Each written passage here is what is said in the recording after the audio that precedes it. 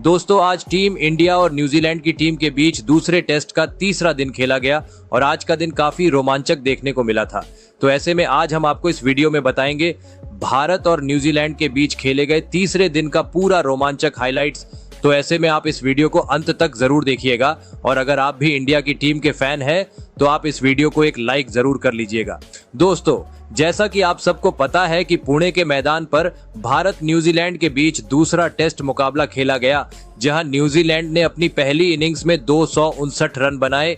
वहीं फिर बल्लेबाजी करने उतरी इंडिया की टीम ने अपनी पहली पारी में सिर्फ 156 रन ही बनाए और पूरी टीम ऑल आउट हो गई। जिसके बाद दूसरे दिन का खेल समाप्त होने तक न्यूजीलैंड ने अपनी दूसरी पारी में टोटल 198 रन बना लिए थे और दूसरे दिन के एंड होने तक न्यूजीलैंड के पास 300 से ज्यादा की बढ़त हो चुकी थी। जिसके बाद आज न्यूजीलैंड ने 198 रन से आगे खेलना शुरू किया, जहां आज एक बार फिर से टॉम बंडल और ग्लेन फिलिप्स ने अपनी टीम को अच्छी शुरुआत दिलाई। इन दोनों ने पहले तो न्यूजीलैंड को 200 रन के पार पहुंचाया और उसके बाद भी इन दोनों ने काफी बेहतरीन बल्लेबाजी की। इन दोनों के बीच काफी अच्छी साझेदारी होती हुई नजर आ रही थी और दोनों काफी अच्छे लय में भी दिख रहे थे। लेकिन फिर 60वें ओवर में रविंद्र जडेजा ने टॉम बंडल को और कर दिया और इंडिया को बड़ी सफलता दिला दी, जहां टॉम बंडल ने अपनी टीम के लिए 41 रन की एक महत्वपूर्ण पारी खेली और उसके बाद में बल्लेबाजी करने आए मिचेल सेंटनर। लेकिन इस पारी में वो भी अपनी टीम के लिए कुछ ज्यादा योगदान नहीं दे पाए और उनको भी जडेजा ने अपने जाल में फंसाकर आउट कर दिया और इंडिया को 7वां विकेट दिलाया। जिसके बाद अगले ओवर में रवि अश्विन ने टीम सऊदी को भी रोहित शर्मा के हाथों कैच आउट करवा दिया और न्यूजीलैंड को इसी के साथ में 8वां झटका लगा, जहां सऊदी अपना खाता तक नहीं खोल सके। जिसके बाद में जडेजा ने एक और विकेट टीम इंडिया को दिलाया और एजाज पटेल को अपने जाल में फंसा लिया, जहां एजाज ने अपनी टीम के लिए सिर्फ और सिर्फ 1 रन ही बनाया। देखते ही देखते न्यूजीलैंड ने अपने 4 विकेट गंवा दिए थे और इंडिया ने मैच में वापसी कर ली थी। हालांकि उसके बाद में ग्लेन फिलिप्स ने जरूर 2 बेहतरीन गगनचुंबी छक्के लगाए और न्यूजीलैंड को 250 रन के पार पहुंचाया।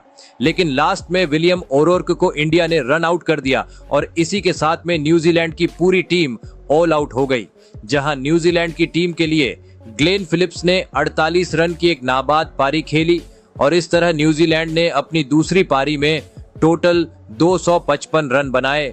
अब काफी हद तक इंडिया ने वापसी की थी। अब इंडिया को जीतने के लिए और सीरीज को बराबरी पर लाने के लिए 359 रन बनाने थे। जिसके बाद में इंडिया की टीम बल्लेबाजी करने के लिए मैदान पर आई। इंडिया की टीम के लिए एक बार फिर से कप्तान रोहित शर्मा और यशस्वी जायसवाल बल्लेबाजी करने के लिए मैदान पर आए। इन दोनों पर अपनी टीम को एक अच्छी शुरुआत दिलाने की अहम जिम्मेदारी थी, क्योंकि अगर इंडिया को ये रन्स चेज करने थे तो इन दोनों का क्रीज पर टिके रहना काफी जरूरी था, जहां इन दोनों ही बल्लेबाजों ने इंडिया को एक अच्छी शुरुआत दिलाई। खास तौर पर जायसवाल ने इंडिया को एक ताबड़तोड़ शुरुआत दिलाई, जहां जायसवाल ने पहले ही ओवर में टीम सऊदी के खिलाफ एक छक्का और एक चौके लगाकर अपना इंटेंट साफ तौर पर जाहिर कर दिया था। वहीं रोहित ने भी शुरू में एक बाउंड्री भी लगाई और रोहित भी जायसवाल का अच्छा साथ दे रहे थे। इन दोनों ने देखते ही देखते पहले 5 ओवर में इंडिया को 30 रन तक पहुंचा दिया। अब इंडिया को एक अच्छी शुरुआत तो मिल चुकी थी, लेकिन 6 ओवर में मिचेल सेंटनर ने इंडिया को एक और झटका दे दिया और कप्तान रोहित शर्मा को विल यंग के हाथों कैच आउट करा दिया, जहां रोहित शर्मा ने 16 गेंदों पर 8 रन बनाए और उसके बाद में बल्लेबाजी करने के लिए शुभमैन गिल मैदान पर उतरे। जिसके बाद गिल और जायसवाल ने मिलकर भारत की पारी को आगे बढ़ाया और एक साझेदारी बनानी शुरू कर दी।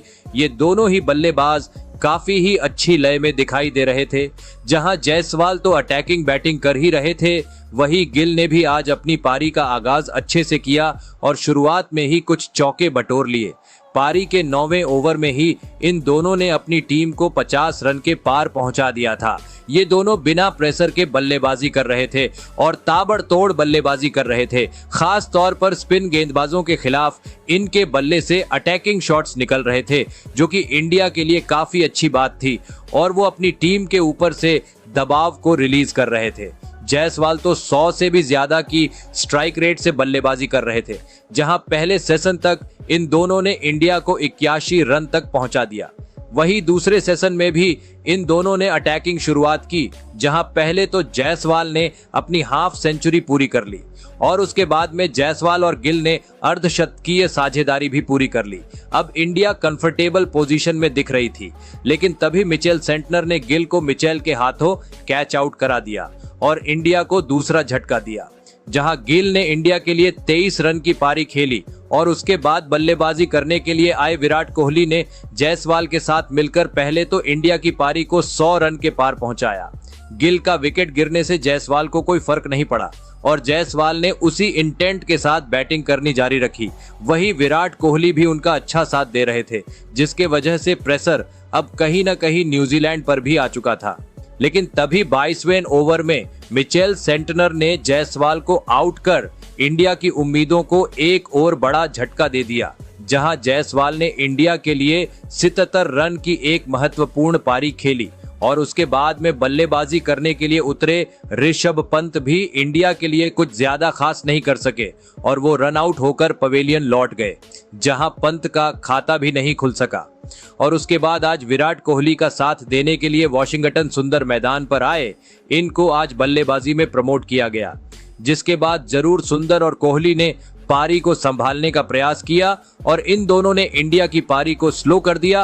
रन इतनी आसानी से आ नहीं रहे थे, जो कि इंडिया के ऊपर प्रेशर को क्रिएट कर रहा था, क्योंकि मिचेल सेंटनर ने विराट कोहली को एलबीडब्ल्यू आउट के दिया। हालांकि कोहली ने रिव्यू लिया, लेकिन वो अंपायर्स कॉल रहा और कोहली को पवेलियन जाना पड़ा, जहां कोहली ने इंडिया के लिए 17 रन बनाए, जिसके बाद बल्लेबाजी करने के लिए आए सरफराज खान ने सुंदर के साथ में मिलकर पारी को आगे बढ़ाया और एक साझेदारी बनानी शुरू कर दी। इन दोनों ने पहले तो इंडिया को 150 रन के पार पहुंचाया, लेकिन उसके बाद में तो सरफराज भी ज्यादा देर नहीं टिक सके और उनको मिचेल सेंटनर ने क्लीन बोल्ड कर दिया और इंडिया को इसी के साथ में एक और झटका लगा, जहां सरफराज ने इंडिया के लिए 9 रन की पारी खेली। फिर अगले ओवर में ग्लेन फिलिप्स ने सुंदर को भी अपने जाल में फंसाकर आउट कर दिया और इंडिया को बड़ा झटका दे दिया, जहां सुंदर ने इंडिया के लिए 21 रन बनाए। अब यहां से इंडिया की सारी की उम्मीद जडेजा और अश्विन पर टिकी हुई थी, जिसके बाद इन दोनों ने अपनी टीम की पारी को आगे बढ़ाया और एक साझेदारी बनानी शुरू कर दी। दूसरे सेशन के समाप्त होने तक इन दोनों ने अपनी टीम को 178 रन तक पहुंचा दिया था। यहां से इंडिया को अब भी 181 रन बनाने थे, जिसके बाद तीसरे सेशन में जरूर जडेजा और अश्विन ने मिलकर टीम इंडिया की पारी को आगे बढ़ाया, जहां पहले इन दोनों ने इंडिया को 200 रन के पार पहुंचा दिया, लेकिन फिर 50वें ओवर में अश्विन को भी सेंटनर ने आउट कर दिया और इंडिया को 8वां झटका दिया, जहां अश्विन ने 34 गेंदों पर 18 रन बनाए। हालांकि उसके बाद जडेजा और आकाशदीप ने पारी को संभालने की कोशिश की। खास तौर पर जडेजा ने काफी अच्छी बल्लेबाजी की, लेकिन आकाशदीप को अजाज पटेल ने आउट कर दिया और भारत को एक और झटका दे दिया, जिसके बाद में जडेजा को भी एजाज पटेल ने आउट कर दिया और इसी के साथ में इंडिया की पूरी टीम 245 रन पर ऑल आउट हो गई और न्यूजीलैंड ये मैच 113 रन के अंतर से जीत गई, जहां जडेजा ने 42 रन बनाए। वही न्यूजीलैंड के लिए मिचेल सेंटनर ने सबसे ज्यादा 6 विकेट लिए, वही एजाज पटेल को 2 विकेट मिले। वही दोस्तों, ये जीत न्यूजीलैंड के लिए काफी ऐतिहासिक भी है, क्योंकि भारत लगातार 18 सीरीज जीतने के बाद अपने घर पर सीरीज हारा है। लेकिन दोस्तों, आप कमेंट में ये जरूर बताना कि इंडिया ये मैच किस वजह से हारा है।